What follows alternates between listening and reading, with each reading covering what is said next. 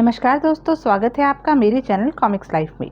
शुरू करते हैं सुरेंद्र मोहन पाठक जी द्वारा लिखा गया विमल सीरीज का एक और मज़ेदार उपन्यास अल्टीमेटम पार्ट 4। शुक्रवार 25 फरवरी मुंबई। धारावी में ट्रांजिट कैंप के इलाके में अजमेर सिंह का ढाबा बहुत प्रसिद्ध था। उसकी प्रसिद्धि की खास वजह ये थी कि असल में वो बेवड़े का अड्डा था, जो कि भोर के आसपास के चंद घंटों को छोड़कर हमेशा खुला रहता था। विमल पहले से जानता था कि एक खास किस्म के लोगों जैसे स्मगलरों के हरकारे, कंपनी के प्यादे, कंपनी और पुलिस के मुखबिर, अंडरवर्ल्ड के बड़े पापों की निगाहों में चढ़ने की ख्वाहिशमंद, कैसा भी जोखिम का काम करने को तैयार बेरोजगार नौजवान वगैरह का पसंदीदा अड्डा था। वो दोपहर का वक्त था जबकि विमल इरफान के साथ वहां मौजूद था। उस घड़ी वो एक चार खाने की तहमत और गोल गले की जालीदार बनियान पहने था। अपने सिर पर उसने गंजा विग लगाया हुआ था और उसके ऊपर जालीदार गोल काली टोपी पहनी हुई थी। उसकी ठोड़ी पर बकरे जैसी दाढ़ी थी और ऊपरले होठ पर कोरों से नीचे से लटकती मूछें थी। उसके गले में एक काले धागे में बंधी एक ताबीज लटक रही थी और दाईं कलाई पर भीतर की ओर खूब बड़ा बड़ा अल्लाह गुदा हुआ था। उसकी पेशानी पर एक काला दाग खुदावंद करीम की देहरी पर उसके बेशुमार सिजदों की दस्तावेज था। वो उसका पूरी कामयाबी से कई बार आजमाया हुआ बहरूप था। इरफान जीन और बिना बाजू की टी शर्ट में था। दोनों चाय पीते और भजिया खाते गप्पों में मशगूल मालूम होते थे। विमल कोई 2 घंटे पहले ही पूना से बम्बई वापस लौटा था, जबकि उसे इरफान से कई गर्मा गर्म खबरें सुनने को मिली थी। उनमें से एक खबर नारकोटिक स्मगलर एडवर्ड फिलिपो के मनोरी बीच पर पुलिस मुठभेड़ में मारे जाने से ताल्लुक रखती थी, जिसकी वजह से कि वो उस घड़ी वहां अजमेर सिंह के ढाबे में मौजूद थे। पूना में मलहम वाली ट्यूब इब्राहिम कालिया के पास जेल में पहुंच चुकी थी और मलहम उसने खा ली थी। इस बात की तस्दीक के लिए उसने पूना रुकना जरूरी नहीं समझा था। कालिया तिलक अस्पताल पहुंच गया था। इसकी खबर उसे मांडलिक नाम के अस्पताल के उस कर्मचारी से बम्बई में ही मिल जाने वाली थी, जिसकी 50,000 रुपए की मुकर्रर फीस में से आधी वो भर भी चुका था। फिलिपो की मौत को कंपनी के खिलाफ इस्तेमाल करने की उसने एक योजना बनाई थी, जिसके तहत वो उस घड़ी वहां मौजूद था। ढाबे पर उस वक्त कोई खास भीड़ नहीं थी। वो दोनों कई खाली मेजों को छोड़कर जानबूझकर उस मेज पर बैठे थे, जिसके इर्द गिर्द की मेजों पर लोग मौजूद थे और जो जरा भी तवज्जो देते तो सहज ही उनका वार्तालाप सुन सकते थे। फिलिपो बॉस की खबर मालूम पड़ी उस्ताद? इरफान जानबूझकर कदरन ऊंचे स्वर में बोला। हाँ, छापे में पड़ा कि कल रात खल्लास हो गया। विमल भी वैसे ही स्वर में बोला। मेरे को बहुत अफसोस हुआ। राजा आदमी था। अपन उसके अंडर में बहुत काम किएला है। अपन भी। पर वो पुलिस के हत्थे कैसे चढ़ गया? जरूर कोई मुखबिरी किया होगा। वो तो पक्की है, वरना उधर मनोरी बीच पर ऐन मौके पर पुलिस भला कैसे पहुंच जाती? वही तो। पण इरफान ने अपने स्वर को रहस्य का पुट दिया। अपना बड़ा बाप भी कोई कम चिल्लाक नहीं है। अरे छोकरे, जब वो पुलिस के हत्थे चढ़ गया तो चालाकी किस काम आई? इरफान बड़े फरमाइशी अंदाज से हंसा। क्या चक्कर है? क्यों हंसता है? तेरी अकल पर हंसता हूँ मियाँ। लगता है अक्ल तेरी गंजी खोपड़ी में से निकलकर तेल लेने चली गई। क्या बकता है मियाँ? जब मैं उसको चिल्लाक बोला तो इसी से कुछ समझ। क्या समझूं? कान इधर कर, विमल ने किया। मियाँ कहने को इरफान ने उसके कान में फूंक मारी, लेकिन असल में वो पूर्वता उच्च स्वर में बोला। अपना बड़ा बाप पुलिस के हत्थे नहीं चढ़ेला है। क्या क्या बोलता है तू? बरोबर बोलता है। अरे, जिस पर अल्लाह मेहरबान हो वो कहीं यूं खल्लास हो सकता है? तू कहीं ये तो नहीं कहना चाहता कि अपना बड़ा बॉस एडवर्ड फिलिपो अभी इसी फानी दुनिया में सलामत है? यही कहना मांगता है मैं। अबे छोकरे, कहीं मस्करी तो नहीं मार रहा सवेरे सवेरे? हरगिज नहीं, कसम उठवा ले। यानी कि छापे में जो छपा है गलत छपा है? नहीं, वो भी एकदम ठीक छपा है। अब पहेलियां बुझाने लगा। कोई पहेली नहीं है मियाँ। तू जरा अक्ल से काम ले और बात को समझने की कोशिश कर। जरा भेजे की मोम पिघलने दे, फिर देख क्या फिल्म की माफिक सब कुछ साफ साफ आंखों के सामने आता है। तू कहीं ये तो नहीं कहना चाहता कि जो मरा है वो अपना बॉस एडवर्ड फिलिपो नहीं है? पुलिस उसको फिलिपो समझ रही है। देखा अब कैसी अक्ल जगमग जगमग काम कर रही है। पर पुलिस किसी और को कैसे फिलिपो समझ लिया? क्या वो लोग फिलिपो को पहचानते नहीं? फोटो से पहचानते हैं, जो कि कई साल पुरानी है। ऊपर से मरने वाले को पुलिस की इतनी गोलियां लगी हैं कि थोबड़ा हवा महल बन गया है। इसी बात को फिलिपो बॉस कैश किया और बोल दिया कि वो खल्लास हो गया था। वो बोल दिया? अरे वो नहीं बोल दिया, वो कैसे बोलेगा? पर तू बोला वो बोल दिया। बात का मतलब पकड़ मियाँ, मतलब पकड़। अब देख, पुलिस को पता लगा कि उधर मनोरी बीच पर फिलिपो बॉस का माल उतरने वाला था। वो उधर घात लगाया, घात लगाकर हल्ला बोला। कुछ आदमी लोग मारा गया, कुछ माल छोड़कर जान बचाकर भाग गया। पुलिस मरे लोगों का मुआयना किया। ऐसा एक आदमी उन्हें फिलिपो बॉस लगा। वो लाश को चीर फाड़ वाले ठिये पर ले जाके रखा और बॉस के भाई को, बॉस की बेगम को उधर शिनाख्त के लिए तलब किया। भाई बोला उसका भाई मर गया। बेगम लाश पर पछाड़ खाकर गिरती हुई बोली उसका खाविद मर गया। अब बोल, ऐसे में पुलिस मानेगी या नहीं मानेगी कि जो मरा था वो फिलिपो बॉस था? चौतरफा बधाइयां लेगी या नहीं लेगी कि उन्होंने बड़ा स्मगलर मार गिराया और उसका माल भी काबू कर लिया? वो तो लेगी। तो फिर? ओह हाँ, यही लंबी वाली ओह। यानी कि विमल दबी निगाहों से दाएं बाएं देखता हुआ बोला, मरा कोई और है, पर पुलिस समझती है कि वो अपना फिलिपो बॉस मार गिराया। बरोबर। अब रात तक उसका कफन दफन भी हो जाएगा, फिर अपना फिलिपो बॉस सेफ। पर वो ऐसा किया क्यों? क्योंकि ऐसा करना जरूरी था। क्यों जरूरी था? राज की बात है मियाँ। अबे छोकरे, राज की बात है तो क्या मेरे से नक्की रखेगा? दाई से पेट छुपाएगा? हे अपना गंजा उस्ताद दाई। मुहावरा बोला है कमबख्त मारे, मुहावरा बोला है। ओह, मुहावरा बोला है। अब कह भी चुक। ठीक है, कान फिर इधर कर। विमल ने फिर कान आगे करके बात को गौर से सुनने की तलब का बहाना किया। तू मुंबई से बाहर था, इसलिए तेरे को मालूम नहीं है कि कंपनी का बड़ा बाप गजरे फिलिपो बॉस को वार्निंग दे के रखा कि अगर वो कंपनी के कंपटीशन में नशे के धंधे को जारी रखेगा तो वो खल्लास। गजरे कितना कड़क बड़ा बाप है फिलिपो को मालूम। गजरे को उससे खुन्नस तो उसका पाटिया कुल। सो अपना दिमाग वाला फिलिपो बॉस ऐसा तरकीब किया कि साला सांप भी मर जाए और लाठी भी न टूटे। देखा? इरफान गर्वपूर्ण स्वर में बोला। अपन भी मुहावरा इस्तेमाल किएला है, तेरी माफी। क्या? आगे बढ़, आगे बढ़। कहने का मतलब ये है कि कंपनी उसे जहन्नुम रसीद हो गया जानकर उसका पीछा छोड़ दे और वो वैसे ही अपना धंधा जारी रखे जैसे पहले रखता था। यानी कि कंपनी यही समझे कि अब कोई और उनकी आंख में डंडा करने को खड़ा हो गया था और उस किसी और की वो पड़ताल करें तो साला कुछ पता ही ना चले। यानी कि अब अपने फिलिपो बॉस की मैयत उठेगी तो ताबूत में कोई और ही होगा। हाँ, पर कोई और रिश्तेदार, कोई यार दोस्त, कोई मिलने वाला, कोई अंडर में चलने वाला अगर बोल दिया कि ताबूत में पड़ी लाश अपने फिलिपो बॉस की नहीं थी तो ऐसा नहीं होगा। क्यों? बॉस का भाई, बॉस की बेवा ऐसा नहीं होने देंगे। मैं पहले ही बोला कि पुलिस की गोलियों से मरने वाले का थोबड़ा हवा महल बन गया है। वो लोग इस बात की खूब पब्लिसिटी कर देंगे कि बॉस का थोबड़ा देखने लायक नहीं बचा, इसलिए ताबूत बंद ही रहेगा। किसी को कोई फूल वूल पेश करने होंगे तो वो बंद ताबूत को ही कर देगा। बरोबर। क्रिस्तानों में ऐसा आम होता है कि किलोस केसकेट करके कुछ बोलते हैं इसे। ओह बाप, इस बार इरफान अपने स्वाभाविक लहजे में बोला। एक पंछी फंसा मालूम होता है। कौन सा? वो दाईं ओर बैठा लाल कमीज वाला जिसके थोबड़े पर पच्चीकारी हुई हुई है। तू जानता है इसे? जानता नहीं हूँ, लेकिन सूरत पहचानता हूँ। एक बार डोंगरे के साथ लगे प्यादों की भीड़ में इसे देखा था मैंने।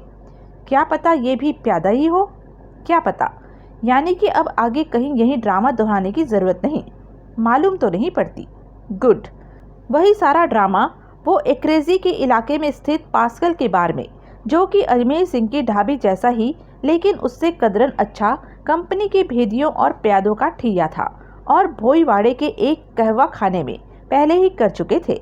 लाल कमीज वाला और चेहरे पर चेचक के गहरे घने दागों वाला कंपनी का प्यादा था, जिसे कि डोंगरे ने हाल ही में गजरे के नए आदमी भर्ती करने के हुक्म के तहत भर्ती किया था।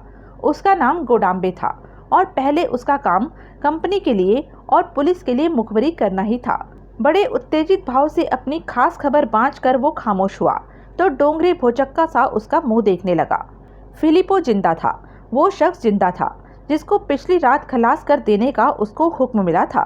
उसकी जगह पुलिस मुठभेड़ में कल कोई और ही मारा गया था, जिसे कि फिलिपो समझा जा रहा था। हे भगवान, उससे पहले से ही नाखुश गजरे अब तो जरूर ही उसका पेंदा खुद ठोकेगा। तू सब ठीक से सुना? प्रत्यक्षता वो बोला। एकदम चौकस सुना बाप, गोडाम्बे बोला। वो साले 2 मुसलमान टपोरी थे जो उधर ट्रांजिट कैंप में अजमेर सिंह के ढाबे में बैठे बतिया रहे थे। मैं तो उधर इत्तेफाक से ही। अबे साले, मैंने ये नहीं पूछा तूने जो सुना किससे सुना, मैंने पूछा है तूने जो सुना ठीक से सुना? बोला ना बाप, जो सुना एकदम चौकस सुना। एक बार फिर दोहरा, कोई अक्षर छूटने ना पाए। गोडाम्बे ने अपनी खास खबर फिर दोहराई। भाग जा।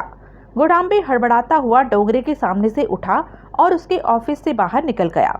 पीछे डोंगरे ने अपना माथा थाम लिया और सोचने लगा। खबर वाकई खास थी, बल्कि अहम तरीन थी, जिसे कि छुपाकर नहीं रखा जा सकता था।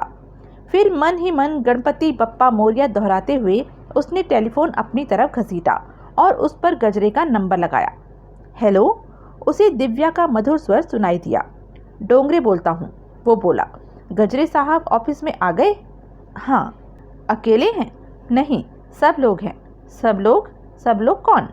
बिलमोरिया साहब, पावले साहब, सावंत साहब, पिंगले साहब, किलेकर साहब।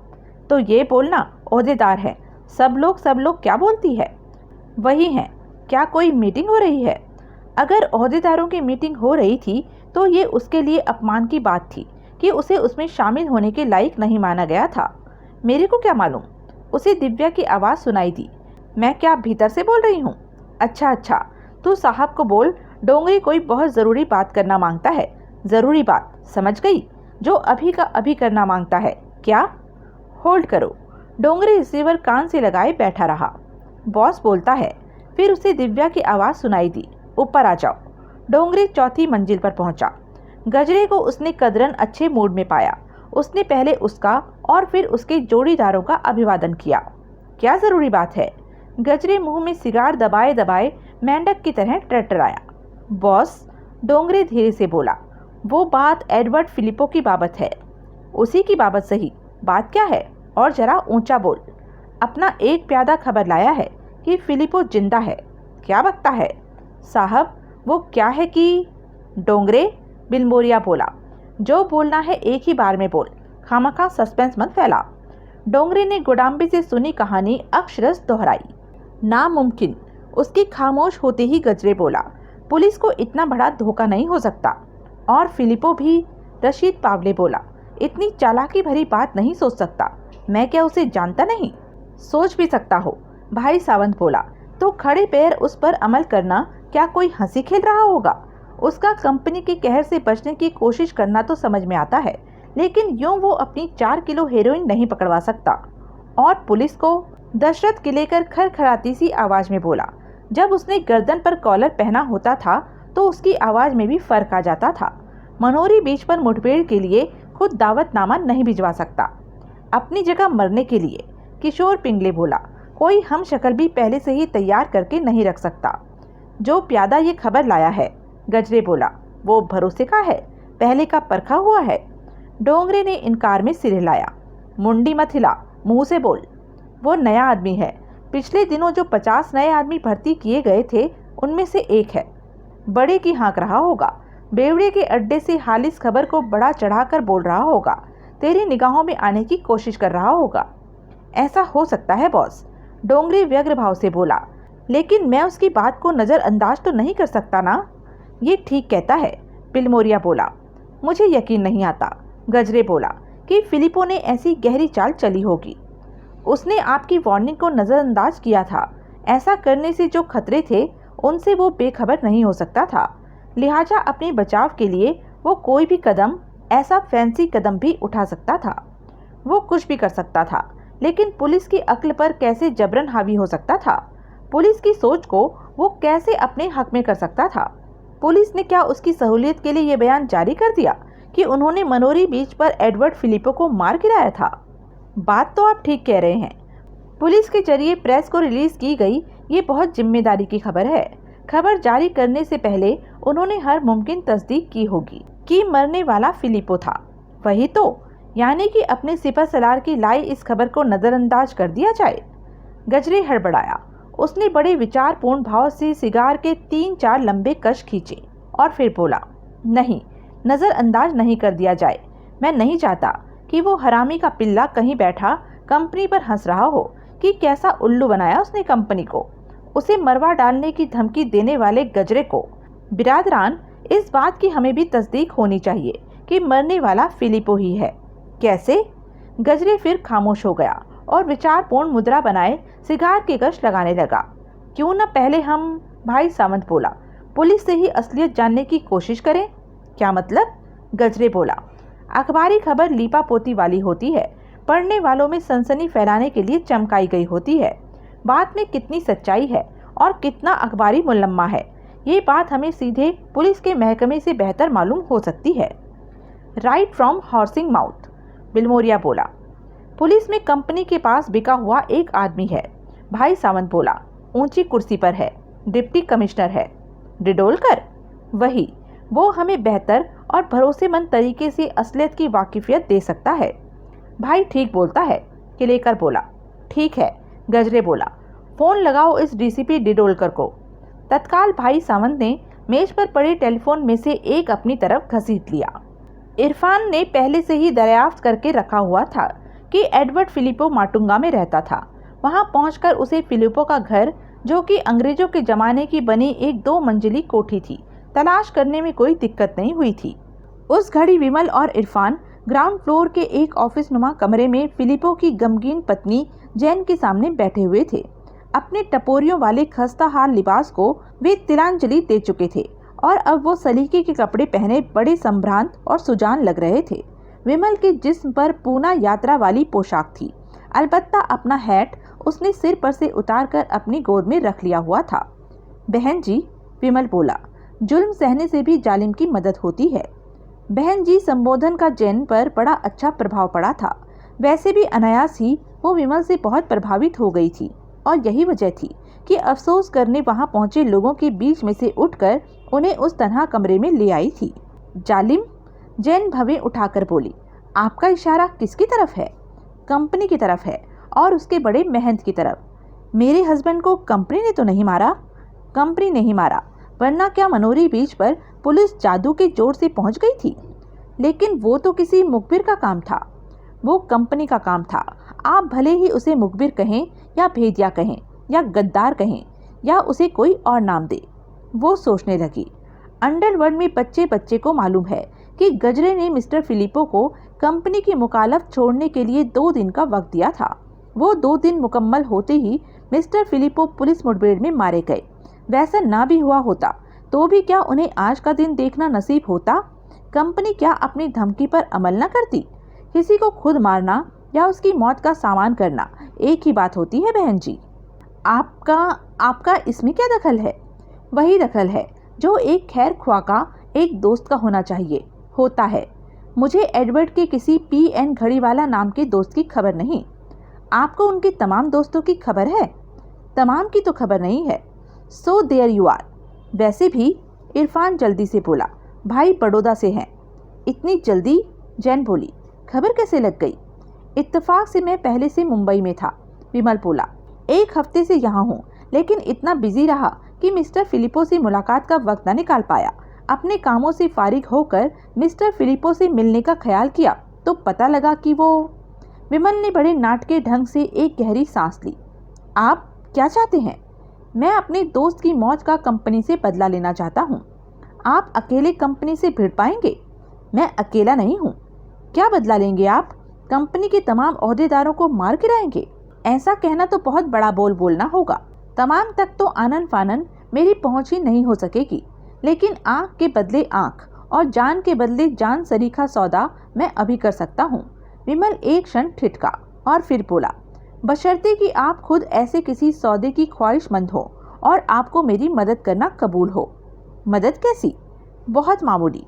बाद में कंपनी का कहर मेरे पर टूटेगा, मेरे बच्चों पर टूटेगा, मेरे देवर पर टूटेगा, हम सब पर टूटेगा। ऐसा कुछ नहीं होगा। इसलिए नहीं होगा क्योंकि जो कुछ होगा उसकी जिम्मेदारी मैं लूँगा। आप पीएन घड़ीवाला? नाम में क्या रखा है मोहतरमा? इरफान बोला। यकीन जानिए, विमल बोला, आपकी तरफ या आपकी फैमिली की तरफ कोई उंगली नहीं उठेगी। उठेगी तो उसका रुख मैं अपनी तरफ मोड़ लूँगा। आप ऐसा क्यों करेंगे? जैन बोली, ये आप नहीं समझेंगी। आपकी मदद करना मामूली ही सही, अपनी बैल मुझे मार जैसी हालत करनी नहीं होगा। बैल तो आपके बिना कुछ किए भी आपको मारने दौड़ेगा। बिना कुछ किए भी? वो सकपकाई। जी हाँ। वो किस लिए? वो इसलिए कि कंपनी में ऐसा समझा जा रहा है कि आपके पति जिंदा हैं। उनकी जगह कोई और ही पुलिस मुठभेड़ में मरा है, जिसे कि मिस्टर फिलिपो समझा जा रहा है, और ऐसा इंतज़ाम खुद उन्होंने कंपनी के कहर से बचने के लिए किया है। असलियत जानने के लिए कंपनी किसी के गले पड़ेगी तो वो आप ही होंगी, आपकी फैमिली ही होगी। Nonsense. I agree with you madam, लेकिन मैंने कहा है कि ऐसा समझा जा रहा है कि मिस्टर फिलिपो जिंदा है। मैंने ये नहीं कहा कि ऐसा है। आई सी। कहने का मतलब ये है कि आप मेरी मदद करने के लिए हामी भरें या इनकार करें, कंपनी की नज़र इनायत आप पर हर हाल में होगी। ये तो बहुत बुरा होगा। बुरे लोग बुरा ही करेंगे, वो सोचने लगी। विमल और इरफान खामोशी से उसका मुंह तकते रहे। ओके। आखिरकार वो निर्णायक स्वर में बोली, बोलिए, क्या करना होगा, कैसे करना होगा? बताता हूँ। मेरी राय में आप अपने देवर को भी बुला लीजिए, ताकि मुझे कोई बात दोहरानी ना पड़े। रोजर इस घड़ी यहाँ नहीं है। वो पुलिस मोर्ग से पोस्टमार्टम के बाद लाश क्लेम करके और ताबूत का इंतजाम करके ही वापस लौटेगा। ओह, लेकिन वो मेरे से बाहर नहीं जा सकता, इसलिए जो कहना है मुझे कहिए। ठीक है, सुनिए। डिडोलकर कहता है, भाई सावंत बोला, कि शक की कोई गुंजाइश नहीं है। मरने वाला एडवर्ड फिलिपो ही है। कोई गुंजाइश नहीं है? मेंढक टरटराया, क्योंकि पुलिस ने उसकी बीवी और छोटे भाई को मोर्ग में बुलाकर लाश की शिनाख्त करवाई है। बकवास। अरे, जब फिलिपो अपने आप को मरा जाहिर करना चाहता था तो क्या उसने अपनी बीवी और भाई को समझा के नहीं रखा होगा कि पूछे जाने पर वे दोनों क्या बोलने का था? कोई और शिनाख्त बता। और शिनाख्त तो कोई नहीं बोला वो। जैसे? बिलमोरिया बोला, उसके फिंगरप्रिंट्स नहीं है पुलिस के पास। रशीद पावले बोला, वो कभी गिरफ्तार नहीं हुआ, उस पर कभी कोई पुलिस केस नहीं बना, मेरे को पक्का मालूम। मेरे को पुलिस की शिनाख्त नहीं कबूल। गजरे अप्रसन्न भाव से बोला, मेरे को उसके कुनबे की शिनाख्त नहीं कबूल। हमें खुद अपनी शिनाख्त होनी चाहिए। हमें किसी सुनी सुनाई के जरिए नहीं, अपनी खुद की तस्दीक के जरिए मालूम होना चाहिए कि वो साला मरा है या नहीं। कैसे? उसके थोबड़े की शायद उतनी बुरी हालत ना हुई हो जितनी की हुई बताई जा रही है। हम सब उसकी सूरत से वाकिफ़ हैं। अपना पावले शायद उसकी सूरत के अलावा भी उसकी किन्हीं खूबियों से वाकिफ़ हो। आखिर कभी वो पावले के अंडर में काम करता था? क्यों पावले? पावले ने सहमति में सिर हिलाया। वो कुछ क्षण सोचता रहा और फिर एकाएक चुटकी बजाता बोला, हूँ मैं एक और चीज़ से वाकिफ़। किस चीज़ से? गजरे उतावले स्वर में बोला। 4-5 साल पहले उसकी एक मवाली से तकरार हो गई थी। तकरार दोनों के गुत्थम गुत्था होने तक बढ़ गई थी तो मवाली ने उसकी दाई जांग में चाकू घोंप दिया था और फिर खुद भाग खड़ा हुआ था। फिलिपो की जांग इतनी चिर गई थी कि उसमें 17 टांके लगे थे और वो 1 महीना पलंग पर पड़ा रहा था। चाकू के वार का 17 टांकों वाला वो निशान फिलिपो की जांग पर आज भी होगा। यानी कि वो निशान लाश की जांग पर हुआ तो वो फिलिपो, वरना काला चोर। बिल्कुल बढ़िया, गजरे बोला। अब हम पहुंचे किसी मुकाम पर। मरने वाला हमारा बिरादरी भाई था। उसकी बेवा अफसोस करके आने का हमारा फर्ज बनता है। क्यों बिरादरान? तमाम सिर सहमति में हिले। पावले फिलिपो के घर जा और कंपनी की तरफ से उसकी लाश पर फूल चढ़ा करा। ट्रैक्टर के टायर जितना बड़ा फूलों का चक्कर लेके जा। ऐसा भी क्या कि हम अपने बिरादरी भाई के अंतिम दर्शन भी न कर सके? किलेकर की बाबत एक खास खबर है, इरफान बोला। किलेकर? विमल अनमने भाव से बोला। कंपनी का ओहदेदार जो आजकल इकबाल सिंह का खार वाला बंगला कब्जाए है। दशरथ किलेकर? क्या खबर है? वो रीढ़ की हड्डी की उस बीमारी का मरीज है जिसमें तकलीफ पड़ जाने पर गर्दन में पट्टा पहनना पड़ता है, ये चौड़ा। इरफान ने अंगूठा और बीच की उंगली फैलाकर पट्टे की चौड़ाई बताई। स्पॉन्डिलाइट्स होगी बीमारी। ऐसी नाम सुना मैं, साथ में सरवा करके भी कुछ। सर्वाइकल? यही नाम होगा। सुन के साइकिल याद आती थी। उसकी रीढ़ की हड्डी में कोई पुरानी तकलीफ भी है, कभी पस पड़ गई थी जिसकी वजह से ऑपरेशन करके एक जोड़ निकालना पड़ा था। तो आजकल एक आदमी रोज सुबह 9 बजे किलेकर को कोई रीढ़ की हड्डी की कसरतें कराने उसके पास खार में पहुंचता है। कोई ऐसे ही कामों का डॉक्टर है वो, जो खास किलेकर के लिए घाट कोपर से वहां आता है। वहां सिंधुवाड़ी में उसका दवाखाना है, जहां की वो तरह तरह वर्जिश के सामान रखता है और उसके ऊपर ही वो रहता है। फिजियोथेरेपिस्ट होगा। खार खुद पहुंचता है। कंपनी की गाड़ी लेने जाती है, एक ड्राइवर और एक गार्ड के साथ। नाम क्या है डॉक्टर का? मेहता, शरद मेहता। अकेला जाता है? बोला तो बाप। सोचा साथ कोई असिस्टेंट लेकर जाता हो। अकेला जाता है। बाप, वो शख्स खार के बंगले में घुसपैठ का जरिया बन सकता है। मैं भी ऐसा ही कुछ सोच रहा था। ठीक है, मिलेंगे इस डॉक्टर शरद मेहता फिजियोथेरेपिस्ट से। कब? आज ही रात। रशीद पावले अपने बॉडीगार्डों और प्यादों के लाव लश्कर के साथ माटुंगा पहुंचा। उस वक्त शाम के 5 बजने को थे। एडवर्ड फिलिपो की कोठी पर उसने अपेक्षित मातमी माहौल पाया। कोठी के मेन हॉल में, उसके बाहर के बरामदे में और बरामदे के आगे की लॉन में कुर्सियां लगी हुई थी, जिन पर के अड़ोसी पड़ोसी, परिवार के मित्र और रिश्तेदार विराजमान थे। हॉल में एक मेज पर फिलिपो की बड़ी सी तस्वीर रखी हुई थी और तस्वीर पर मेज के इर्द गिर्द फूल ही फूल दिखाई दे रहे थे। तस्वीर वाली मेज के करीब काली पोशाक पहने जैन बैठी हुई थी। उसने सिर पर एक काला हैट पहना हुआ था, जिसके अग्रभाग से महीन जाली की एक काली नकाब उसकी नाक तक लटक रही थी। जैन से थोड़ा परे हथप्राण का छोटा भाई रोजर फिलिपो खड़ा था। नवागंतुक पावले को उपस्थित लोगों में से कईयों ने पहचाना। तत्काल खुसुर पुसुर होने लगी, जो कि बिजली जैसी रफ्तार से हथप्राण की बेवा के कानों तक भी पहुंची। पावले के कार से निकलने से पहले 7 आए प्यादे कोठी के इर्द गिर्द फैल गए।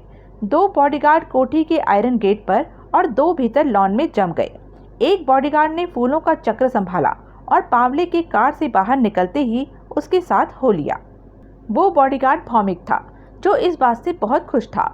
उसे कंपनी के इतने सीनियर ओहदेदार की खिदमत का मौका मिल रहा था, जबकि उसकी पहुंच सिपा सलार श्याम डोंगरे से आगे नहीं हो पाती थी। पावले हॉल में पहुंचा। उसकी निगाह हथप्राण की बेवा से मिली। उसने आंखों आंखों में संवेदना प्रकट की, जो कि जैन ने सिर को तनिक नवाकर स्वीकार की। पावले फिलिपो की तस्वीर वाली मेज के सामने पहुंचा। उसके इशारे पर भौमिक ने तस्वीर को श्रद्धांजलि सुमन अर्पित किए। फिर भौमिक को वहीं खड़ा रहने का इशारा करके वो जैन के करीब पहुंचा। जैन उठकर खड़ी हो गई। वो जानती थी कि कौन आया था। आशंकित रोजर भी थोड़ा करीब सरक आया। मुझे फिलिपो की मौत का सख्त अफसोस है, पावले धीरे से बोला। खुदावंद करीम से मेरी यही दुआ है कि मेरा दोस्त जन्नत चील हो। जैन खामोश रही। कंपनी में भी अपनी बिरादरी भाई की बेवक्त मौत को बहुत महसूस किया गया है। गजरी साहब खुद आना चाहते थे, लेकिन किन्हीं फौरी मसरूफियात की वजह से नहीं आ पाए। मैंने तो आना ही आना था, इसलिए उन्होंने मुझे ही यहाँ अपनी नुमाइंदगी की जिम्मेदारी सौंप दी और मेरे हाथ फूल भिजवाए। I am thankful. अब बंदा जरा जन्नतशील रूह के आखिरी दीदार करने का ख्वाहिशमंद है। जी, मैं अपने दोस्त को, अपने भाई को एक नज़र देखना चाहता हूँ। ये तो नहीं हो सकता। क्यों? पावले के माथे पर बल पड़े। क्या डेड बॉडी अभी पुलिस के पास ही है? जी नहीं, वो तो ऊपर है, लेकिन ताबूत बंद है। अंतिम संस्कार क्लोज कैस्केट में होगा, ये तो बाहर लिखकर भी लगा दिया गया है। लेकिन ये कैसे हो सकता है कि मैं अपने दोस्त को आखिरी बार न देख पाऊँ? आप नहीं देख पाएंगे। चेहरे की जैन ने एक घुटी हुई हिचकी ली। धज्जियाँ उड़ी हुई हैं। मैं नज़ारा बर्दाश्त कर लूँगा। मैं कुछ ज़्यादा ही सख्त जान हूँ। मैं अपने दोस्त को देखना चाहता हूँ, उसे छूना चाहता हूँ, उसका हाथ थामना चाहता हूँ, उसे जाती तौर पर खुदा हाफिज कहना चाहता हूँ। ये मुमकिन नहीं। जनाब बेहाजरीन के लिए मुमकिन नहीं होगा, लेकिन मेरे लिए मुमकिन हो जाएगा। जी नहीं, ताबूत बंद है, वो नहीं खुल सकता। जरा कान इधर लाइए, मैं एक राज की बात कहना चाहता हूँ। असमंजसपूर्ण भाव से जैन ने गर्दन आगे बढ़ाई। बात का इशारा समझ बेवकूफ़ औरत। पावले उसके कान में सांप की तरह फुफकारा। क्यों कंपनी के कहर का सामान करना चाहती है? धमकी की कोई प्रतिक्रिया जैन के चेहरे पर प्रकट न हुई। चेहरे पर दृढ़ता के भाव लिए वो खामोश खड़ी रही। ताबूत ऊपर है, पावले बोला। हाँ, जैन बोली, लेकिन मैं ऊपर जा रहा हूँ। किसी में हिम्मत हो तो मुझे रोक ले। उसने तस्वीर वाली मेज के करीब खड़े भौमिक को इशारा किया। भौमिक ने इशारा समझकर आगे बाहर मौजूद अन्य बॉडीगार्डों और प्यादों को इशारा किया। मैं, रोजर हड़बड़ाए स्वर में बोला, पुलिस को फोन करता हूँ। भाई के साथ ही दफ नहीं होना चाहता तो वहीं खड़ा रहे।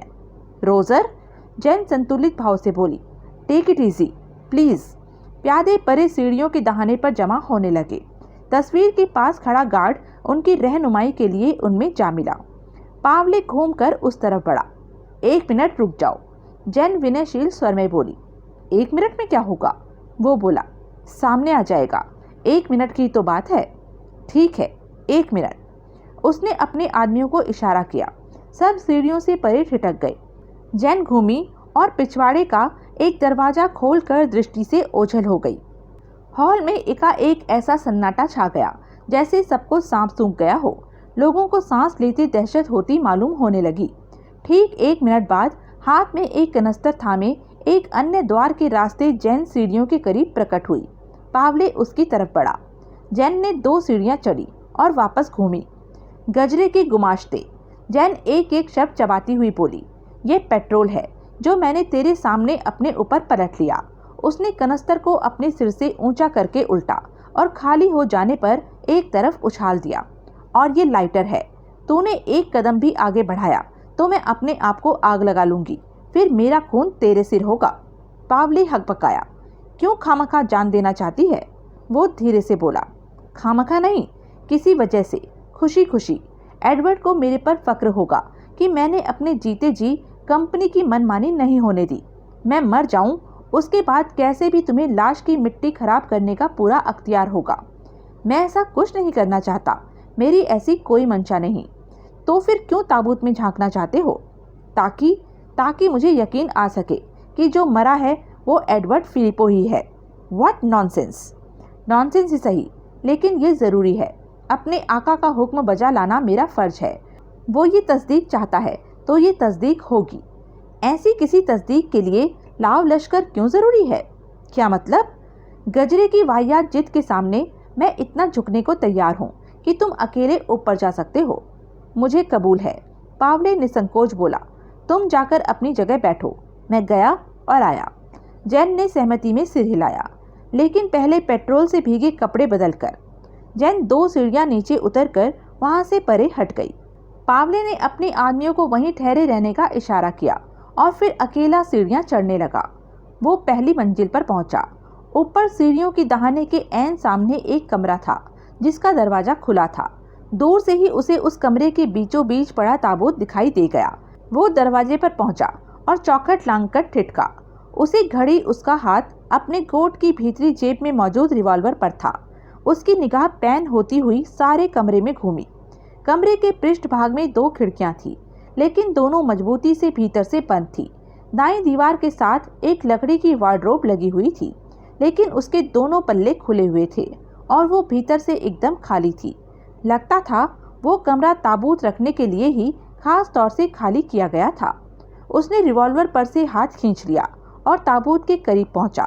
तनिक झिझकते हुए उसने ताबूत का ढक्कन उठाया। भीतर काले सूट में ढकी लाश मौजूद थी। उसके दोनों हाथ उसके दोनों पहलुओं के साथ लगे हुए थे। चेहरे पर काली नकाब थी, जो कि गोलियों से शत-विशत चेहरे की हालत छुपाने के लिए ही पहनाई गई मालूम होती थी। नकाब में आंखों के स्थान पर 2 छेद थे, जिस पर रेबिन का कीमती चश्मा चढ़ा हुआ था। पहले दाईं जांग देख लूं, वो मन ही मन बोला। जांग पर 17 टांगों वाला जख्म का निशान हुआ तो थोबड़ा देखने की जरूरत ही नहीं होगी। ना हुआ तो नकाब नोच कर देखूंगा कि बचा खुचा थोबड़ा फिलिपो का नहीं था तो किसका था। उसने दोनों हाथ ताबूत में डाले और फिर दाईं टांग पर से पतलून का पांचा ऊपर सरकाने लगा। तभी लाश का एक हाथ पहलू से हटा और साइलेंसर लगी एक रिवॉल्वर की नाल पावले के गले से आ लगी। पावले सन रह गया। नीची औरत ने जो हाई वोल्टेज ड्रामा किया था, अब उसकी वजह उसकी समझ में आने लगी। वजह ऐसा माहौल पैदा करना था कि वो सहज स्वाभाविक भाव से निसंकोच अकेला ऊपर आना कबूल कर लेता। दोनों हाथ सिर के ऊपर। उसे आदेश मिला। आदेश का पालन करने के अलावा उसके पास कोई चारा नहीं था। लाश ताबूत में से उठी।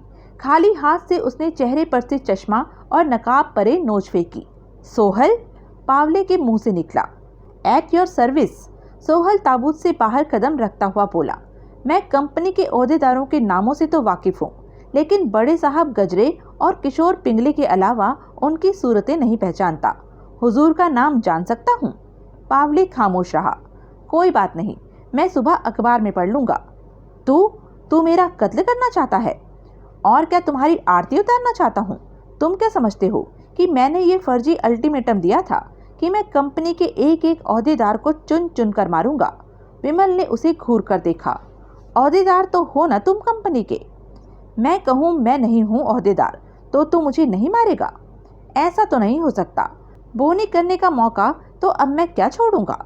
बोनी? और क्या? गजरे को अपने ओहदेदार रावण के सिर लगते थे। कहता था एक कटेगा दूसरा आ जाएगा।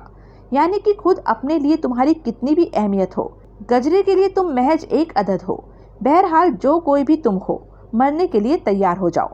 ठहर, पहले एक बात बता, क्या फिलिपो जिंदा है या मर चुका है? बल्ले, मैं इतनी अहम बात बताऊं ऐसे शख्स को जिसे मुझे अपना नाम बताना गवारा नहीं? मेरा नाम पावले है, रशीद पावले। अब बोल फिलिपो। अब जान के क्या करोगे, क्योंकि ये जानकारी अब आगे कहीं तो ट्रांसफ़र कर नहीं पाओगे। लेकिन मूव।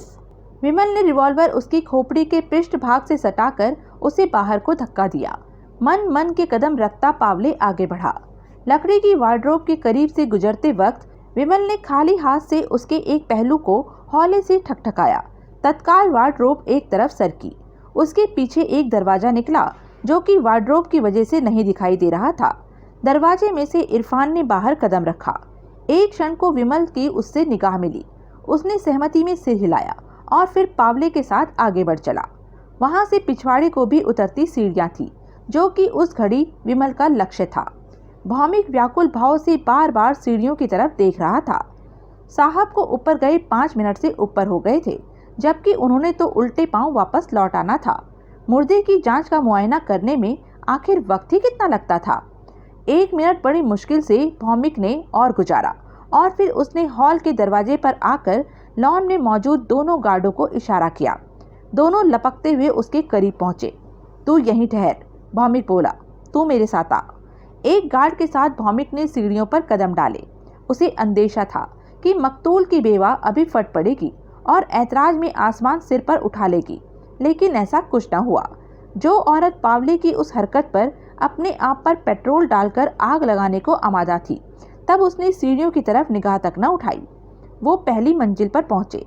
झिझकते हुए भौमिक ने ताबूत वाले कमरे में कदम रखा। ताबूत के करीब पहुंचकर उसने उसका ढक्कन उठाया और भीतर झांका। भीतर काले सूट से ढकी मकतूल की लाश मौजूद थी। उसके चेहरे पर काली नकाब चढ़ी हुई थी और नकाब पर आंखों के ऊपर काला चश्मा लगा हुआ था। उसने पतलून ऊपर सरका कर मकतूल की दाईं जांघ नंगी की। सिले हुए लंबे जख्म का निशान जांघ पर मौजूद था। फिर उसने उसके चेहरे पर से नकाब उघाड़ी। लाश की सूरत पर निगाह पड़ते ही उसे जोर की उबकाई आई, जिसे कि उसने बड़ी मुश्किल से हलक में दबाया। गोलियों ने सूरत को वाकई बहुत खस्ता हाल बना दिया था, लेकिन फिर भी उसने उसे साफ पहचाना। मकतूल के एडवर्ड फिलिपो होने में शक की कोई गुंजाइश नहीं थी। उसने नकाब को यथास्थान सरका दिया। फिर वो दोनों कोठी की पूरी मंजिल पर फिर गए। वहाँ का कोई कोना खुदरा उन्हें ऐसा न छोड़ा जहाँ उन्होंने न झांका हो। पावले कहीं नहीं था, लेकिन पिछवाड़े में भी सीढ़ियाँ थी, जिसके रास्ते पिछले कंपाउंड में पहुंचा जा सकता था। उसने ऊपर की एक बालकनी से पिछवाड़े में झांका। कंपाउंड खाली पड़ा था। हे भगवान, क्या माजरा था? वो लपकता हुआ नीचे पहुंचा तो पिछवाड़े वाले दोनों प्यादे उसे सामने लॉन में दिखाई दिए। वो लपक कर उनके करीब पहुंचा। तुम दोनों यहाँ क्या कर रहे हो? वो आतंकित भाव से चिल्लाया। यहाँ क्या कर रहे हैं? एक बोला। पावले साहब का हुक्म बजा रहे हैं। और क्या कर रहे हैं? पावले साहब का हुक्म? कैसा हुक्म? कौन सा हुक्म? कब दिया? यहाँ सामने तेरे पास पहुँचने का हुक्म, जो उन्होंने अभी हमें थोड़ी देर पहले दिया। खुद पावले साहब ने? और मैं क्या बोला? अभी पावले साहब पिछवाड़े में थे। भौमिक, अरे क्या खाली पीली बम मारता है? अरे उधर थे, तभी तो हुक्म दिया। वो अकेले उधर क्या कर रहे थे? अकेले कौन बोला? तो 2 भीड़ू उनके साथ थे, आजू बाजू। कौन थे वो? मालूम नहीं। किधर गए? मालूम नहीं। हम तो तभी इधर को चल दिए थे। जब? दूसरा प्यादा बोला। उधर पहरे की ज़रूरत नहीं थी तो? उधर पहरे की ज़रूरत नहीं थी, ऐसा कौन बोला? खुद पावले साहब बोला। भौमिक का दिल डूबने लगा। चलो निकलो यहाँ से। वहाँ के मातमी माहौल की परवाह किए बिना वो गला फाड़कर चिल्लाया, और इलाके में चारों तरफ फैल जाओ। पावले साहब का अगवा हो गया है, लेकिन वो लोग अभी यहीं कहीं होंगे। सारा इलाका छान मारो। चलो चलो। आनन फानन सारे गार्ड और प्यादे 4 कारों में सवार हुए और फिर कारें चारों दिशाओं में दौड़ पड़ी। विक्टर ने अपनी टैक्सी होटल सी व्यू की मॉर्की में ले जाकर रोकी। टैक्सी के ऊपर कैरियर के साथ एक ताबूत बंधा हुआ था। उसने हॉर्न बजाया। डोरमैन उसके करीब पहुंचा। इधर का सामान है, विक्टर बोला। उतरवाओ। किधर से लाया है? डोरमैन ने रॉब से पूछा। माटुंगा से। कौन भेजा? कोई पावले साहब करके बड़ा साहब था। ओह, तो यूं बोलो ना कि पावले साहब भेजा है। सामान किधर है? ऊपर। ऊपर? अरे ये तो ताबूत है। यही सामान है, उतरवाओ। कमाल है। टेम खोटी न कर भीड़ू, अभी धंधे का टेम है। अपन को इधर ही रात गुजारने का नहीं है। अच्छा अच्छा। डोरमैन भीतर से 2 आदमी बुलाकर लाया, जिन्होंने छत पर से ताबूत खोला और उसे भीतर रिसेप्शन के करीब ले जाकर रख दिया। अब क्या मांगता है? विक्टर को तब भी उधर ही ठहरा पाकर डोरमैन बोला। भाड़ा मांगता है? विक्टर बोला। बड़ा साहब बोला था भाड़ा इधर से मिलेगा, सामान की डिलीवरी पर। ओह, भाड़ा बोल। 100 रुपया, 90 मीटर का, 10 सामान का। 100 का पत्ता इधर कर। ठहरा रहे, ला के देता हूँ। डोरमैन रिसेप्शन के पहलू में बजे सिक्योरिटी ऑफिस में पहुंचा। बाहर एक टैक्सी वाला है। डोरमैन भीतर बैठे डोंगरे से बोला। पावले साहब का भेजा सामान लाया है, भाड़ा मांगता है 100 रुपया। डोंगरे ने अनमने भाव से उसे एक 100 का नोट थमा दिया। डोरमैन वहां से रुखसत हो गया। कुछ क्षण बाद बाहर से एक टैक्सी स्टार्ट होने की आवाज आई। तभी कमरे का दरवाजा फिर खुला। डोंगरे ने फिर सिर उठाया तो पाया कि चौखट पर बिलमोरिया खड़ा था। वो हड़बड़ाकर उठ के खड़ा हुआ। उसने बिलमोरिया का अभिवादन किया। बाहर ताबूत क्यों पड़ा है? बिलमोरिया बोला। ताबूत? डोंगरे हकपकाया। कहाँ? बाहर, रिसेप्शन के करीब। ताबूत का यहाँ क्या काम? अरे मैं तुमसे पूछ रहा हूँ। डोंगरे ने उल्लुओं की तरह पलकें झपकाई। जो बात उसने जुबानी कही थी वही उसने मन ही मन दोहराई। ताबूत का यहाँ क्या काम? ऐसे ही लावारिस सामान में यहाँ कभी बम पहुंचा था, जो कि चलते होटल में फटा था। 2 बार अभी सोहल यहाँ टाइम बम लगवा के हटा है। इतनी वारदातों से भी हमारे सिपा सालार ने कोई सबक लिया नहीं मालूम होता है। बिलमोरिया साहब, वो क्या है कि अभी पावले साहब का भेजा कुछ सामान यहाँ पहुँचा था, लेकिन मुझे ये नहीं मालूम था कि वो सामान एक ताबूत था। ताबूत पावले ने भेजा है? जी हाँ, जो टैक्सी ड्राइवर उसे लाया था वो ऐसा ही बोला था। फिलिपो की लाश की शिनाख्त करने गया पावले उसका ताबूत ही उठवा लाया। मैं देखता हूँ भीतर क्या है। डोंगरे रिसेप्शन पर पहुंचा। लापरवाही से चलता बिलमोरिया भी उसके पीछे वहां पहुंचा। पावले साहब ने कौन सा सामान भेजा था? डोंगरे ने डोरमैन से पूछा। डोरमैन ने खामोशी से ताबूत की तरफ उंगली उठा दी। कहाँ से भेजा था? माटुंगा से। टैक्सी वाला और क्या बोला? और तो कुछ नहीं बोला साहब। कोई टैक्सी वाला? बिलमोरिया बोला। इधर आकर बोला कि पावले साहब ने माटुंगा से उसके जरिए ताबूत वहां भिजवाया था। ऐसा ही बोला साहब वो टैक्सी वाला। खोलो, वो डोंगरे से बोला। डोंगरे ने बड़े सस्पेंस में ताबूत का ढक्कन उठाया। भीतर कंपनी के ऊंचे ओहदेदार रशीद पावले की लाश पड़ी थी। डॉक्टर शरद मेहता एक कोई 45 साल का अच्छी शक्ल सूरत वाला शख्स निकला, जिसमें डॉक्टरों जैसी फूफा विमल ने कुछ ज्यादा ही पाई।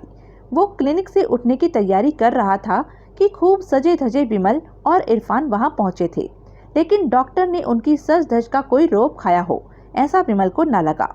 फरमाइए, वो शुष्क स्वर में बोला। हम कंपनी से आए हैं। विमल उससे ज्यादा शुष्क स्वर में बोला। कौन सी कंपनी से? इतने से नहीं समझे तो बताना बेकार है साहब। इरफान बोला। किलेकर के जोड़ीदार हैं। ओह, डॉक्टर बोला। अब समझे कौन सी कंपनी? विमल उसे घूरता हुआ बोला। डॉक्टर अब पहले जितना आश्वस्त दिखाई नहीं दे रहा था। उसने पहलू बदलते हुए सहमति से सिर हिलाया। बिग बॉस, विमल बोला। किलेकर की सेहत की बाबत बहुत फिक्रमंद है। Big boss? डॉक्टर की भवें उठी। गजरे साहब, ओह, बिग बॉस ने हमें चुपचाप दरियाफ्त करने के लिए भेजा है कि किलेकर ठीक क्यों नहीं हो रहा। सच सच कहूँ? सच सच ही कहिए।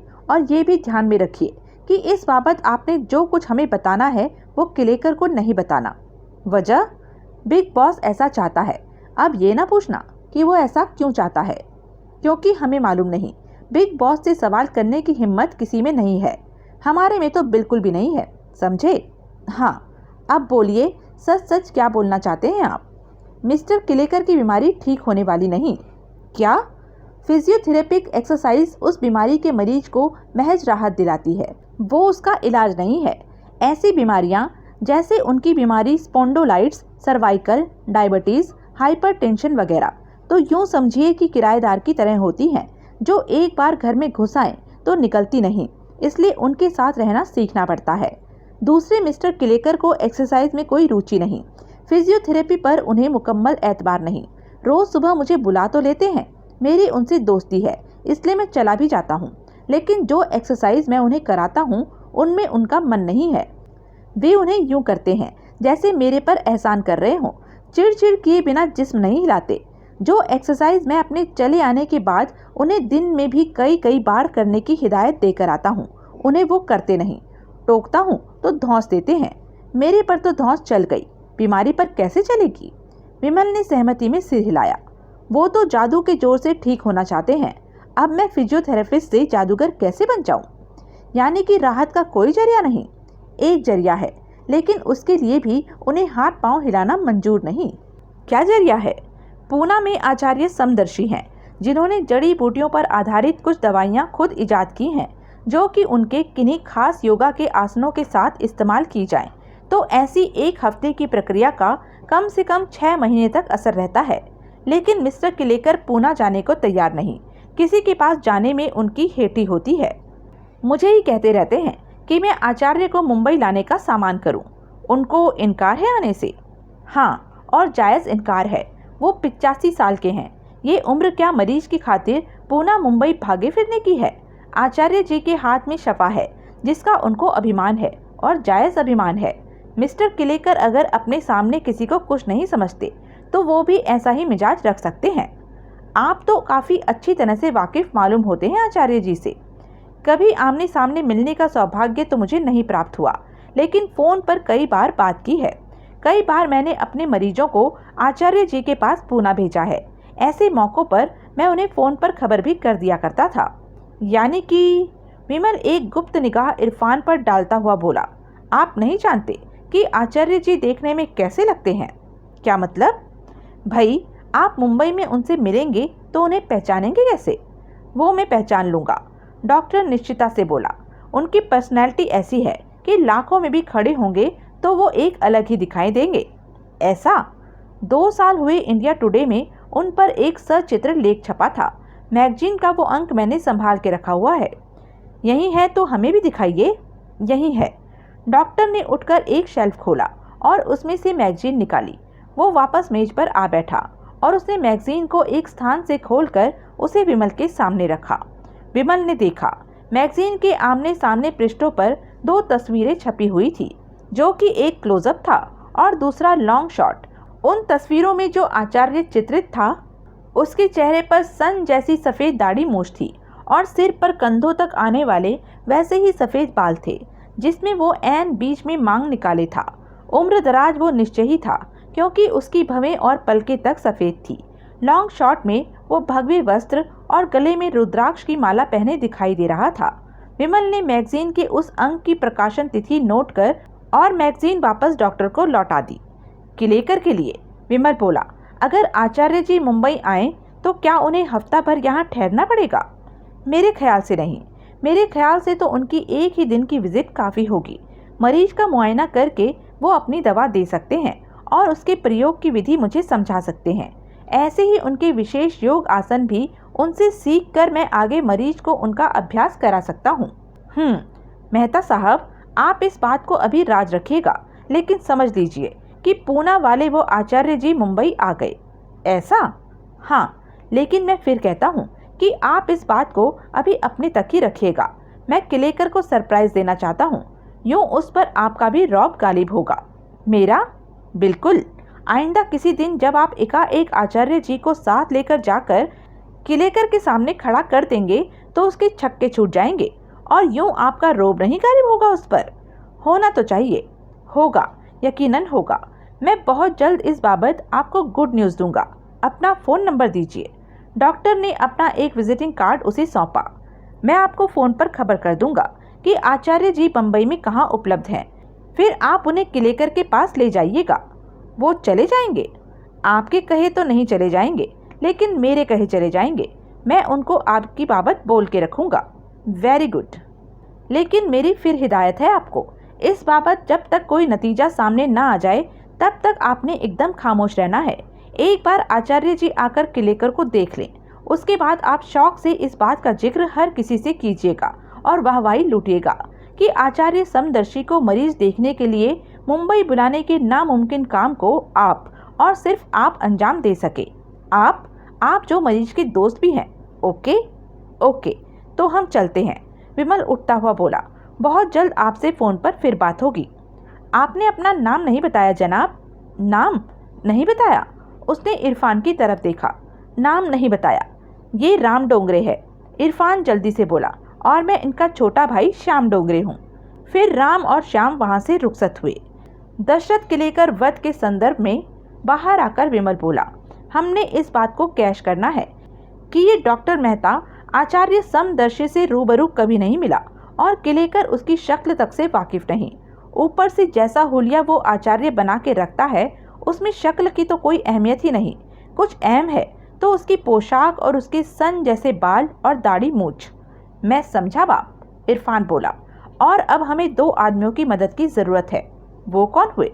एक तो अपना इस्सा भाई विग वाला, कि जो कि हमें आचार्य जी जैसा बालों का विग और दाढ़ी मूछ बना के दे, और दूसरे मलाट के विधवा आश्रम के संचालक अचरेकर की, जो कि खुद को स्वतंत्रता सेनानी और सर्वोदय आंदोलन में भाग ले चुका बताता था और जो उम्र में थोड़ी कम बेशी के साथ आचार्य समदर्शी जितना ही होगा।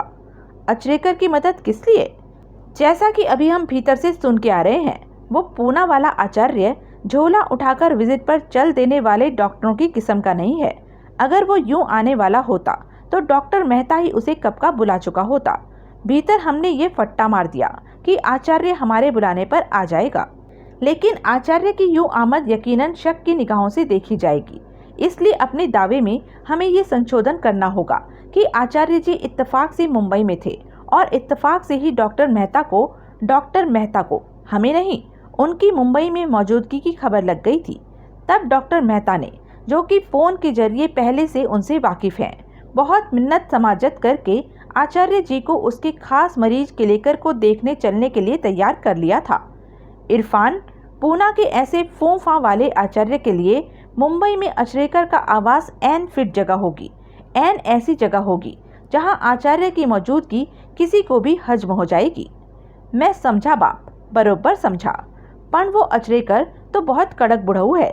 हम उसके विधवा आश्रम में उससे 5 लाख के चंदे का हिसाब मांगने गए थे तो याद है कैसा बिफरा था वो इस बात पर, और कैसे उसने रकम का चेक काट कर हमारे मुंह पर मारा था, याद है। लेकिन बाद में बुजुर्गवार ने हमारी खता माफ़ भी कर दी थी। ऐसा नारियल की तरह बाहर से सख्त और अंदर से नर्म शख्स हमारा कहना मान सकता है। हमारे काम को एक पब्लिक सर्विस का काम जानकर हमारी तरफ हो सकता है। पब्लिक सर्विस क्यों नहीं? मजलूम को सताने वाले, नशे का व्यापार करने वाले, नशे को मुल्क की रगों में मवाद की तरह फैलाने वाले, पेटी लगाकर खून खराबा कराने वाले, शरीफ शहरियों की बहन बेटियां उठवाने वाले, वैश्यावृत्ति को सरपरस्ती देने वाले किसी राक्षस का संहार पब्लिक सर्विस ही तो कहलाएगा। जो कि हम कर रहे हैं, जो कि हम बराबर कर रहे हैं, जिससे कि उस अचरेकर को इत्तेफाक होगा तो बढ़िया, नहीं होगा तो कुछ और सोचेंगे। ठीक। अपनी मातमी काली पोशाक में ही जन फिलिपो रोजर फिलिपो के साथ गजरे के सामने पेश हुई। एडवर्ड की लाश को दफन कर वो वापस लौटे ही थे कि श्याम डोंगरे अपने आदमियों के साथ खुद वहां पहुंच गया था और उन्हें उठा लाया था। मेरे को जानती है? गजरे मेंढक की तरह टरटराया। जैन ने सहमति में सिर हिलाया। कंपनी के साथ धोखा क्यों किया? मेरी तकदीर ने मेरे साथ धोखा किया। जैन आंसुओं से भीगी स्वर में बोली, मेरा खाविन मर गया। मेरे दोनों बच्चों को वो दरिंदा उठा के ले गया जो अपने आप को सोहल कहता था। मैं उसका कहना न मानती तो ये बेवा बे औलाद भी हो जाती। कंपनी को खबर की होती तो क्या होता? आप मेरे बच्चों की जान बचा लेते, आप उन्हें सोहल के चुंगल से छुड़ा लेते, बच्चों की जिंदगी रहते मालूम कर लेते कि सोहल कहाँ पाया जाता था। जुबान को लगाम दे गुस्ताख औरत, मेरे बच्चे अभी तक वापस नहीं लौटे। जैन बिलखती हुई बोली, पता नहीं लौटेंगे भी या नहीं, मैं क्या करूंगी, कैसे जीऊंगी मैं उनके बिना। वो लौट आएंगे, सोहल का मतलब हल हो गया है, अब वो बच्चों का क्या करेगा। जैन खामोशी से सुबकती रही, तूने उसे घर में छुपाया हुआ था। उसने सहमति में सिर हिलाया। बस उस अकेले को, एक आदमी और था उसके साथ। वो 2 ही जने थे वहाँ। हाँ, और उसे वहाँ रशीद पावले का इंतज़ार था, उसे वहाँ कंपनी के किसी ओहदेदार का इंतज़ार था। यानी कि जो कोई भी वहाँ पहुँचता उसका अंजाम वही होता जो कि रशीद पावले का हुआ। हाँ, उसे यकीन क्यों था कि वहाँ कोई आएगा। मेरे खाविंद की जगह किसी और के मरा होने की उस अफवाह की वजह से, जो कि कहता था कि खुद उसने फैलाई थी। उसने खुद फैलाई थी। मेरे को वो ऐसा ही बोला। अब तू क्या करेगी? अपने बच्चों के लौटने का इंतज़ार करूंगी, ना लौटे तो रो रो के जान दे दूंगी। यही ठीक रहेगा, वो आसान मौत होगी तेरे लिए। तू औरत है, मैं तेरे से ये उम्मीद नहीं करता कि तू नारकोटिक्स के कारोबार में अपने खाविंद की जगह लेने की कोशिश करेगी, लेकिन ये, उसने रोज़र की तरफ उंगली उठाई, ऐसा कर सकता है, ऐसा कोई इनकलाबी ख्याल इसके जहन में आ सकता है। जवाब देने की ज़रूरत नहीं। अक्लमंद होगा तो अपनी बेवा भाभी और उसके बच्चों की देखभाल के लिए जिंदा रहेगा। बेवकूफ़ होगा तो न ये बचेगी और न इसकी देखभाल के लिए कुछ बचेगा। रोज़र फिलिपो के जिस्म ने जोर से झुरझुरी ली। तुम लोगों की करतूत से आज मेरा भाई जैसा जोड़ीदार मारा गया। हमारी मजबूरी थी। जैन कांपती सी बोली, मेरे बच्चे लौट आएंगे, उनकी खैर मनाती घर जा। जैन के चेहरे पर ऐसे भाव आए जैसे उसे अपने कानों पर विश्वास न हो रहा हो। गजरे के ओहदेदार भी हैरान हुए बिना न रह सके। तूने मेरा बहुत बड़ा नुकसान किया है, लेकिन मुझे तेरी मजबूरी से इत्तेफाक है, इसलिए जा, मैंने तुझे माफ़ किया। डोंगरे, इन्हें बाहर छोड़ के आ। रोज़र ने अपनी भाभी की बाह थामी, फिर दोनों डोंगरे के साथ हो लिए। बिलमोरिया, पीछे गजरे बोला, तूने ऐसा कभी सोचा था कि सोहल एक बेवा के बच्चों को अपना हथियार बनाएगा? सोचा तो नहीं था गजरे साहब, लेकिन वो कहते हैं ना कि प्यार और जंग में सब जायज़ होता है। कैसी कमबख्त चाल चली कमीने ने, कैसे हमें अपने जाल में फंसाया। कितनी जल्दी वो अपने अल्टीमेटम पर खरा उतरकर दिखाने में कामयाब हो गया। हमें उसकी इस कामयाबी से सबक लेना होगा और आगे बहुत बहुत खबरदार रहना होगा। हैरानी है कि अपनी कामयाबी की बधाइयाँ लेती कोई चिट्ठी नहीं भेजी उसने ताबूत के साथ। भेजी है, बिलमोरिया दबे स्वर में बोला। अच्छा? चिट्ठी पावले के छाती पर बंधे हाथों के नीचे दबी थी। आपने ही चिट्ठी का जिक्र कर दिया, इसलिए मैंने भी हामी भर दी, वरना मैं तो उसके आपके सामने जिक्र से परहेज ही करना चाहता था। ऐसा क्या है उस चिट्ठी में? एक मस्खरे की मस्खरी है, खुद ही देख लीजिए। बिलमोरिया ने एक तह किया हुआ कागज जेब से निकाला और उसे खोलकर गजरे को सौंपा। गजरे ने चिट्ठी पर निगाह डाली। ज्यों ज्यों वो चिट्ठी की इबारत पढ़ता गया, उसके होंठ भिजते गए और चेहरा सुर्ख होता गया। ऐसा ही अंदेशा बिलमोरिया को था। चिट्ठी में बड़े बड़े अक्षरों में लिखा था, सोहल की सौजन्य से मीनू शहनशाही, गजरे मुसल्लम तंदूरी, बिलमोरिया 2 प्याजा, पावले पुलाव रेशमी, सावंत शाही कोरमा, पिंगले पनीर टिक्का, किलेकर कोफ्ता जला फरेजी। नोट, 3 नंबर की आइटम खत्म है। फिर फट पड़ने की जगह गजरे एक सिगार सुलगाने में मशगूल हो गया तो बिलमोरिया की जान में जान आई। शनिवार 26 फरवरी मुंबई। आपने मुझे पहचाना भगवान? अचरेकर की तीखी निगाह विमल के चेहरे पर पड़ी, फिर उसका सिर सहमति में हिला। तुम? वो बोला। वो शख्स हो जो चैम्बूर से आश्रम को मिले 5 लाख के चंदे का हिसाब मांगने आए थे। अपनी उस गुस्ताखी के लिए मैं आज तक पछता रहा हूँ।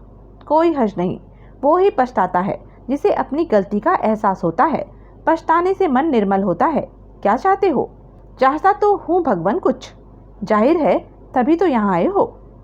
जो चाहता हूँ उसका जिक्र करने से पहले मुझे आप पर अपनी असलियत जाहिर करनी पड़ेगी, क्योंकि तभी आप मेरी इच्छा की अहमियत और मेरी यहाँ आने की मजबूरी, बल्कि यूँ कहिए कि स्वार्थ को समझ पाएंगे। तुम्हारी असलियत मेरे पर पहले से ही जाहिर है। जी, मैं इस शहर का पुराना रहने वाला हूँ। यहाँ जो ऊंच नीच होती है उसकी खबर देर सवेर यहाँ भी पहुँचती है और 2 में 2 जोड़कर जवाब 4 निकालना मुझे आता है। आप महान हैं भगवान। मैं फिरंगियों के ज़माने का आदमी हूँ और मुझे फिरंगियों की इस कहावत में पूरा विश्वास है कि you fight the devil with fire. गजरे शैतान है, तुम आग हो। मैं डकैत हूँ, खूनी हूँ। अच्छे मिशन के लिए किया गया बुरा काम बुरा नहीं होता। मैं तुम्हारे तमाम कारनामों से वाकिफ नहीं, लेकिन उम्मीद करता हूँ कि बुरा भी तुमने किसी के भलाई के लिए ही किया होगा। एक कुमारी बाला का शील भंग करने को आमादा किसी बलात्कारी का खून करता है तो मैं इसे खूनी नहीं कहूँगा। कोई किसी स्मगलर का, किसी काला बाजारिये का, किसी नशे के सौदागर का पैसा लूटता है तो मैं उसे डकैत नहीं कहूँगा। यहाँ 150 विधवा माइयाँ उस परोपकारी पुरुष को दुआएं देती हैं जिसके पैसे से मैंने उनके लिए 150 कंबल खरीदे और उनकी सुविधाओं के और भी कई साजो सामान खरीदे। और वो परोपकारी चैम्बूर वाला वो मराठा नहीं था जिसने मुझे 5 लाख रुपए दिए थे। वो परोपकारी तुम हो। दाता वो है, वो ही देता है, मैं महज जरिया हूँ। ये तुम्हारा बड़प्पन है कि तुम ऐसा सोचते हो। जो सुजान होते हैं वो पर काज हित ही धन संपत्ति को संचय करते हैं। पेड़ अपना फल नहीं खाता, नदी अपना जल नहीं पीती। मैं इश्तिहारी मुजरिम हूँ, तुम कायदे कानून के मुजरिम हो, ना कि समाज के। और कायदे कानून के मुजरिम तो महात्मा गांधी भी थे, भगत सिंह भी थे, चंद्रशेखर आज़ाद भी थे।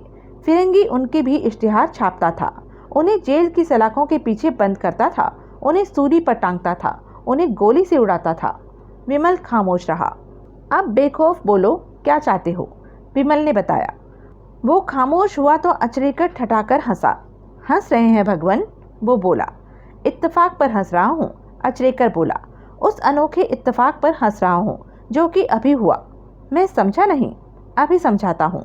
अचरेकर ने मेज का एक दराज खोला और उसमें से 8 गुना 10 इंच के गत्ते पर मणि एक काली सफ़ेद कैमरे की खींची हुई तस्वीर निकाली और उसे विमल के सामने रख दिया। विमल ने देखा, वो पंडित जवाहरलाल नेहरू की तस्वीर थी जिसमें उनके दाएं बाएं 2 बड़े प्रतापी व्यक्ति खड़े दिखाई दे रहे थे। विमल ने अचरेकर को तो तत्काल पहचाना, अलबत्ता आचार्य समदर्शी को पहचानने में उसे थोड़ा वक्त लग गया।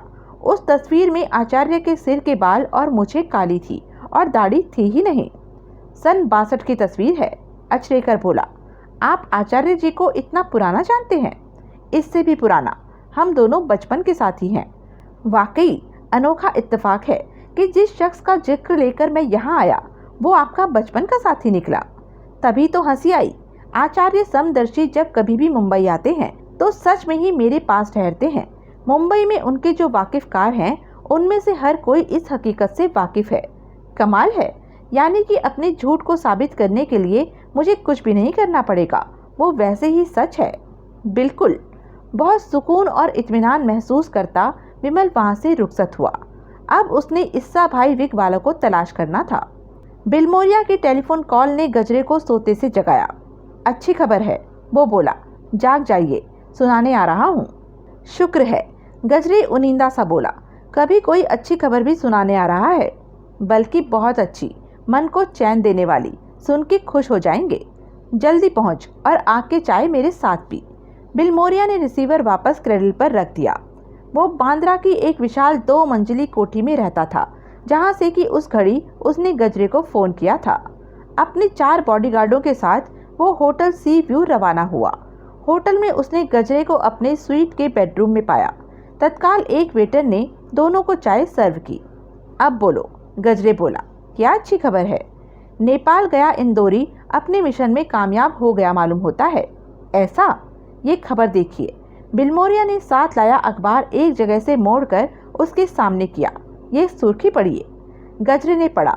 लिखा था, नेपाल के श्रम मंत्री मकरंद थापा के पोखरा स्थित आवास पर हमला, पुत्र और पुत्रवधू को गोली से उड़ा दिया गया, साथ में एक मेहमान और उसकी पत्नी भी हलाक, कई सुरक्षा कर्मचारी ठौर मार दिए गए। ये? गजरे ने अखबार से सिर उठाया। मेहमान और उसकी पत्नी इकबाल सिंह और लवलीन होंगे? और कौन होंगे? खबर में नाम तो नहीं लिखे हैं। हाँ, लेकिन जैसा खून खच्चर गुरुवार की तूफानी रात को पोखरा में मचा, इस खबर में बताया गया है, वो इकबाल सिंह के लिए ही हो सकता है और वो हमारे आदमियों का ही कारनामा हो सकता है। सुरक्षा कर्मचारी और थापा का बेटा और बहू तो धुप्पल में मारे गए मालूम होते हैं। असल निशाना तो यकीनन इकबाल सिंह ही था। यानी कि आखिरकार एक गद्दार का खात्मा हो गया, ऐसा ही मालूम होता है। लेकिन इतना काबिल इनाम काम कर चुकने के बावजूद इंदौरी ने अपनी खुद की खबर क्यों नहीं की? होगी कोई वजह, वरना वो तो खुद तड़प रहा होगा इस खबर को आप तक पहुंचाने के लिए। आखिर उसने अपना इनाम बटोरना है। बिलमोरिया ये बम्बई का अखबार है, इस तक पूरी खबर नहीं पहुंची मालूम होती है। कहीं से कोई नेपाल का अखबार पैदा कर, क्योंकि उसमें मरने वालों की तस्वीरें छपी हो सकती हैं। सेंट्रल न्यूज़ एजेंसी में राइजिंग नेपाल और गोरखा पत्र आता तो है। मंगा और किसी को टीवी पर बिठा। एक मुल्क के मंत्री का मामला है। इतने बड़े खून खराबे की खबर BBC पर भी आ सकती है और उसमें मरने वालों की सूरतें दिखाई जा सकती हैं। मैं अभी इंतज़ाम करता हूँ। बढ़िया, बल्कि मैं ऐसा इंतज़ाम करता हूँ कि जब तक वहाँ का वाकया अपनी जुबानी सुनाने के लिए इंदौरी यहाँ नहीं लौट आता, तब तक कि दोनों नेपाली अखबार रोज़ यहाँ पहुँचा करें। हाँ कर, लेकिन पहले चाय पी ले इत्मीनान से।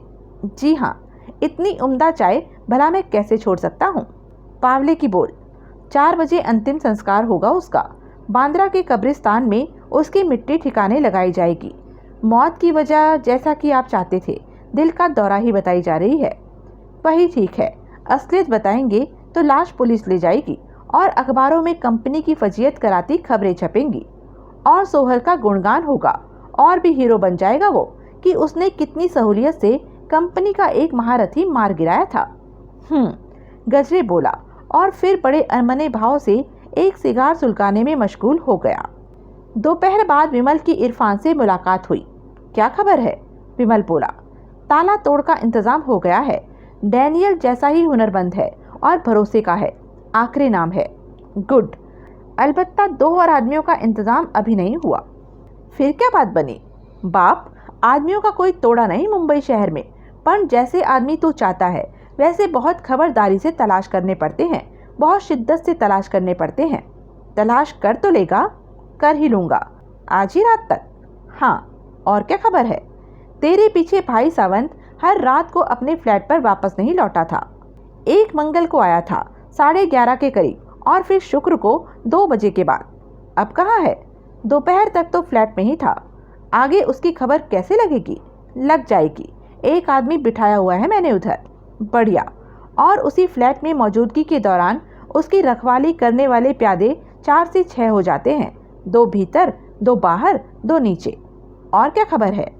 बिलमोरिया बांद्रा में रहता है, फैमिली साथ नहीं रहती या है ही नहीं, इस बात की खबर अभी नहीं लग पाई। चाहे लेट पहुंचे लेकिन घर हर रात पहुंचता है। मैंने खुद हर सुबह उसे कोठी में देखा है और पता लगा है कि वो रेस का रसिया है। हैंस रोड पर एक इमारत है, उसके 4थे माले पर एक फ्लैट में वो अक्सर आता जाता है। उसी का होगा वो फ्लैट। तो उसे रेस का शौकीन बता रहा है। वो फ्लैट रेस कोर्स के करीब है, इसलिए रेस के सीजन के दौरान उसने उसे अपने उठने बैठने का ठिकाना बनाया हुआ होगा। उसमें एक लड़की रहती है। ऐसा? सुजाता नायक नाम है। अकेली रहती है वहाँ? मालूम तो ऐसा ही पड़ता है। और बिलमोरिया वहाँ का रेगुलर विजिटर है।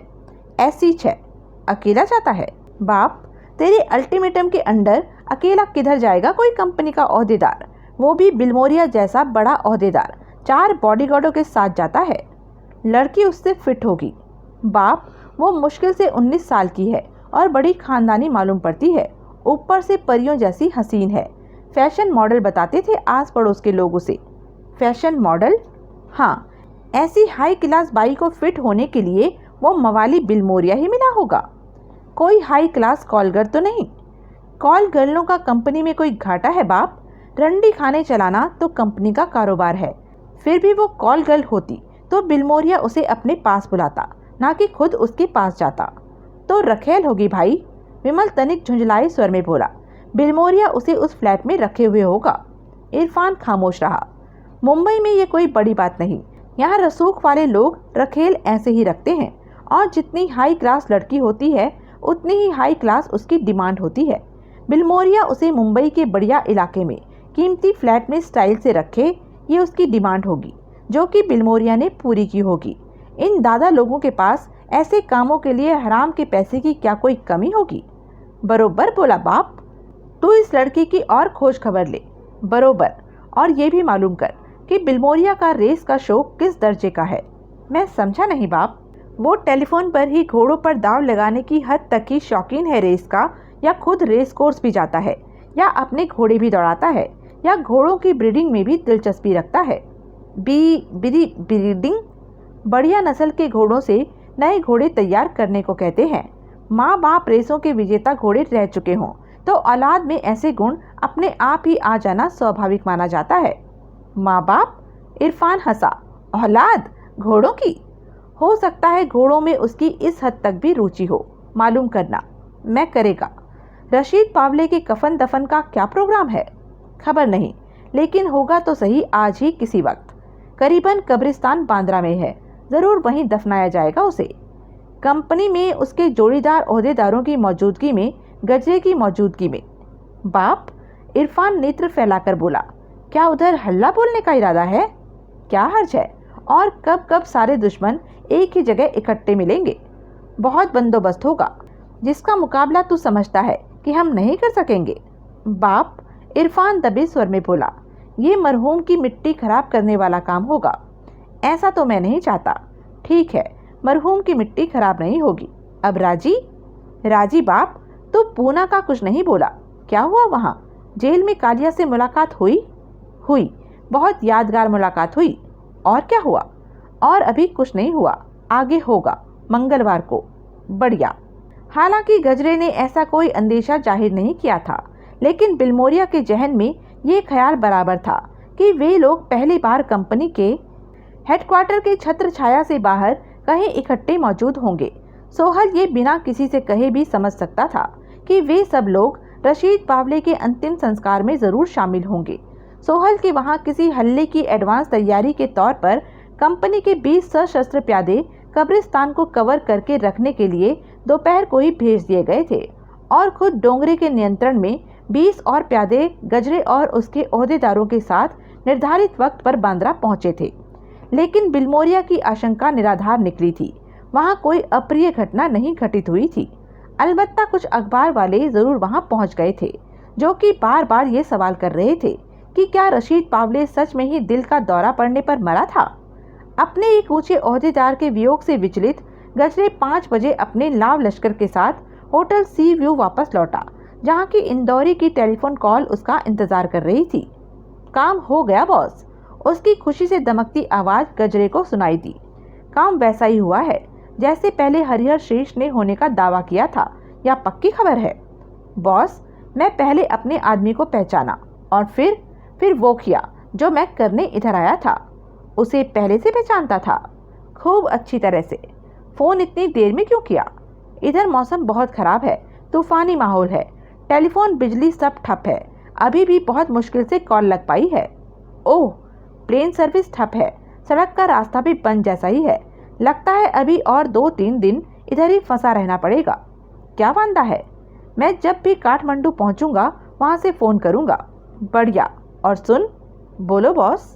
तेरा इनाम चौकस है। अब तो इधर पहुंचेगा तो मैं खुद तेरे गले में हार डाल के तेरा स्वागत करूंगा। कंपनी में तू बहुत तरक्की करेगा, समझ ले। गजरे के साथ तेरी जिंदगी बन गई। शुक्रिया बॉस। इंदौरी की खुशी से थर थर कांपती आवाज आई। शुक्रिया शुक्रिया। तो यह थी अब तक की कहानी। आगे की कहानी जानने के लिए बने रहें मेरे साथ। और हाँ, मेरे चैनल को लाइक, शेयर और सब्सक्राइब करना ना भूलें। धन्यवाद।